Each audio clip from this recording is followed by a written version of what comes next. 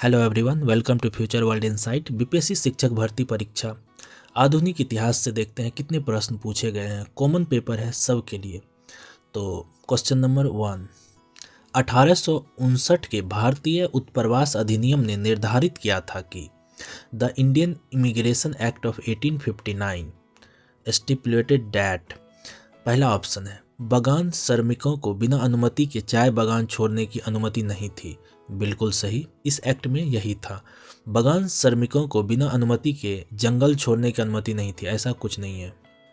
बगान श्रमिकों को यानी लेबर को, वर्कर को शादी करने की अनुमति नहीं थी, ऐसा कुछ नहीं, ये भी गलत है। सिर्फ उस एक्ट में बगान श्रमिकों को बिना अनुमति के चाय बागान छोड़ने की अनुमति नहीं थी। ब्रिटिश औपनिवेशिक सरकार ने 19वीं शताब्दी के दौरान भारत में श्रमिकों के आंदोलन को नियंत्रित करने के लिए 1859 का अंतर्देशीय अधिनियम पारित किया था। इसके तहत चाय बागानों के श्रमिकों को अपने अधिकारियों की अनुमति के बिना बागान छोड़ने पर रोक लगा दी गई थी।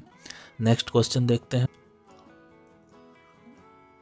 क्वेश्चन नंबर 2, निम्नलिखित में से ब्रिटिश शासन के दौरान भारतवर्ष के अंतर्गत निवर्णीकरण का कौन सा मुख्य कारण है? Which of the following was the main reason for deforestation, यानी वनों की कटाई का क्या कारण है?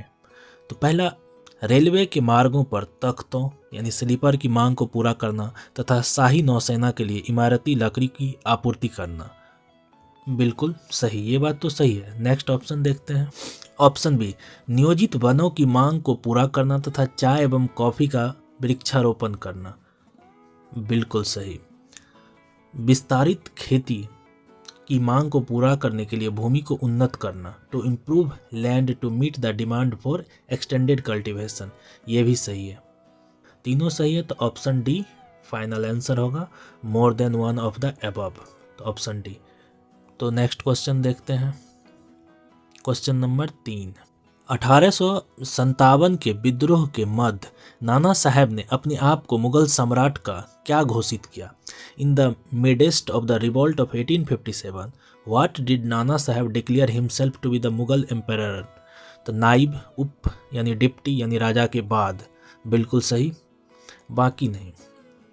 4 जुलाई 1857 को जब कानपुर से अंग्रेजों ने प्रस्थान किया तो नाना साहब ने पूर्ण स्वतंत्रता की घोषणा की तथा पेशवा की उपाधि धारण की। इस दौरान उन्होंने मुगल सम्राट बहादुर शाह जफर को भारत का बादशाह स्वीकार करते हुए स्वयं को उनका नाइब घोषित किया। तो ऑप्शन होगा ए, नाइब। नेक्स्ट क्वेश्चन देखते हैं। TRE 3 6 to 8 में पूछा गया था, जो एग्जाम कैंसिल हो गया। क्वेश्चन नंबर 4, किस अंग्रेज सैन्य अधिकारी जनरल ने झांसी की रानी को यह कहते हुए श्रद्धांजलि दी थी कि यहाँ वह औरत सोई हुई है जो विद्रोहियों में एकमात्र मर्द थी? Which British military officer general paid tribute to the Rani of Jhansi by saying that here lies the woman who has the only man among the rebels? तो ये फेमस क्वेश्चन है, हर एग्जाम में लगभग पूछा जाता है। यूरोज 17 जून 1858 1858 को ग्वालियर के पास कोटा की सराय में अंग्रेज से लड़ते हुए रानी लक्ष्मीबाई की मृत्यु हो गई थी। क्वेश्चन नंबर 5, बंकिम चंद्र चट्टोपाध्याय के आनंद मठ में किस विद्रोह का उल्लेख है? Which rebellion is mention in Bankim Chandra Chattopadhyay Anand Math? सन्यासी विद्रोह 1882 ईस्वी में। यह बांग्ला भाषा का एक उपन्यास है। नेक्स्ट क्वेश्चन देखते हैं।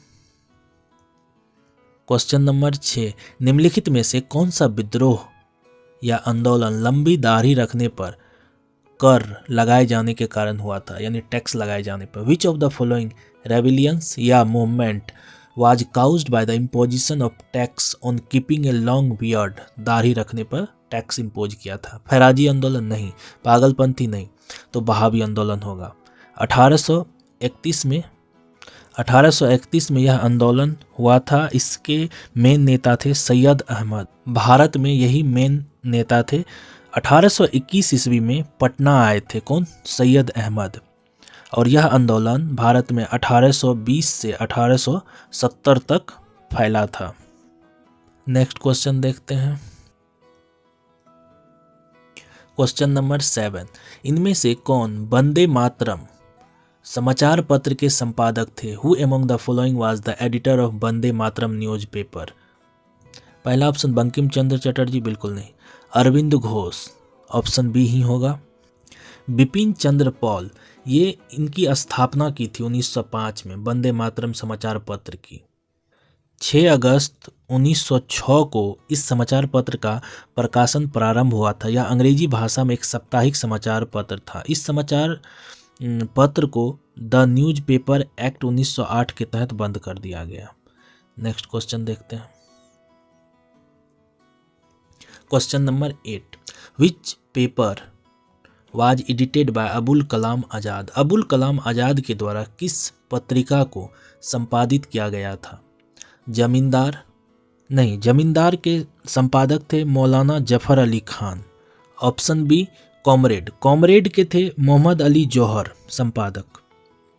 और अल हिलाल, इसका संपादन अबुल कलाम आज़ाद ने किया था। नेक्स्ट क्वेश्चन देखते हैं।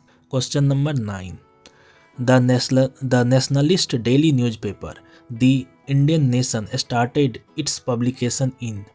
राष्ट्रवादियों के दैनिक समाचार पत्र द इंडियन नेशन का प्रकाशन कब प्रारंभ हुआ? 1931 में पटना से। नेक्स्ट क्वेश्चन देखते हैं। Question number 10, who wrote the play Nil Darpan describing the light of indigo's cultivators of Bengal and Bihar. Bengal व बिहार के नील कृषकों की दशा का वर्णन करते हुए नील दर्पण नाटक किसके द्वारा लिखा गया? महात्मा गांधी नहीं। आचार्य कृपलानी, बिल्कुल नहीं। दीनबंधु मित्र, यही होगा ऑप्शन सी। 1860 ईस्वी में इसको प्रकाशित किया गया था। इसमें नील आंदोलन का विस्तृत वर्णन मिलता है।